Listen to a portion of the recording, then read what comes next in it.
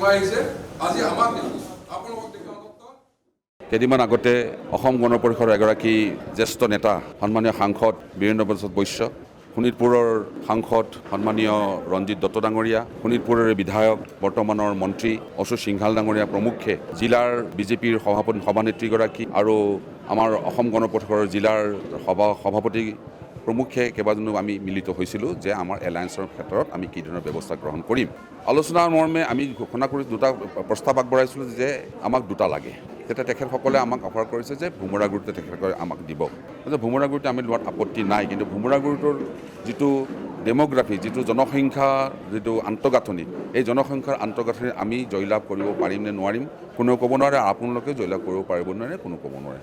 ধুনীয়াকৈ সুন্দৰভাৱে কথা হ'ল, আমি গ্ৰহণ কৰিম বুলি ক'লোঁ। তাৰপিছত ক'লোঁ যে আমাক আৰু এটা অসমীয়া অধ্যুষিত বা হিন্দু অধ্যুষিত এটা অঞ্চলৰ জিলা পৰিষদ লাগে, সেইটো হৈছে হলেশ্বৰ জিলা পৰিষদ। কথা বতৰা আলোচনা হ'ল, আলোচনা হোৱাৰ পিছত দিয়াৰ সিদ্ধান্তও হ'ল, কিন্তু হঠাৎ সভাখন স্থগিত ৰখা হ'ল আৰু পিছৰ পৰ্যায়ত এইটো ঘোষণা কৰা হ'ব বুলি ক'লে।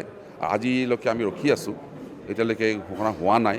আজি মই জানিব পাৰিছোঁ যে ভাৰতীয় জনতা পাৰ্টীৰ সন্মানীয় নেতাসকল গুৱাহাটীত মিলিত হৈ অসমৰ বিভিন্ন পঞ্চায়তৰ কেনেধৰণেৰে তেওঁলোকে ছিট দিব বা তেওঁলোকে প্ৰাৰ্থিত্ব দিব এই বিষয়ে আলোচনা কৰি সিদ্ধান্ত গ্ৰহণ কৰিব।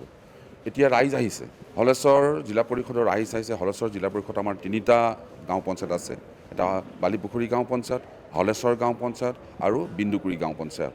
এই 3টা গাঁও পঞ্চায়তৰ শ মানুহ আমাৰ উপস্থিত হৈছে আৰু তেওঁলোকৰ ডিমাণ্ড হলেশ্বৰ জিলা পৰিষদটো অসম গণ পৰিষদক লাগে। যদিহে অৱশেষত হলেশ্বৰ জিলা পৰিষদ আমি দিব নোৱাৰোঁ, তেনেহ'লে আমি সিদ্ধান্ত ল'ম আমি কি ধৰণে আমি নিৰ্বাচনত আগবাঢ়িব পাৰোঁ। আমি কোৱা নাই যে তেওঁলোকক আমি নিদিওঁ বুলি, আমি কেনেধৰণে আগবাঢ়িম এইটো সিদ্ধান্ত আমি অতি সোনকালে আজিকালিৰ ভিতৰত লৈ আছোঁ। সিদ্ধান্ত লৈছোঁ, আমি কৈছোঁ যে আমাৰ প্ৰাৰ্থী আছে, আমাৰ সংগঠন হৈছে, সংগঠনত আমি সংগঠিত হৈছোঁ। অসম গণ পৰিষদৰ 3খন গাঁও পঞ্চায়তৰ সকলো ৰাইজ ওলাই আহিছে, ওলাই তেওঁলোকে যিগৰাকী প্ৰাৰ্থীক আমি নিক্ষেপ কৰিব খুজিছোঁ তেখেতক সমৰ্থন জনাইছে। গতিকে আমি আশা ৰাখিছোঁ আমাক এই ছিটটো এৰি দিব আৰু এৰি দিব লাগে, আৰু যদি এৰি নিদিয়ে তেনেহ'লে আমি নিজাববীয়াকৈ এটা কিবা সিদ্ধান্ত ল'ম, যিটো আমি ব্যৱস্থা গ্ৰহণ কৰিবলৈ আমি খুব কম দিনৰ ভিতৰত, আজি বা কালি ৰাতিপুৱা দুপৰীয়াৰ ভিতৰত আমি সিদ্ধান্ত ল'ম।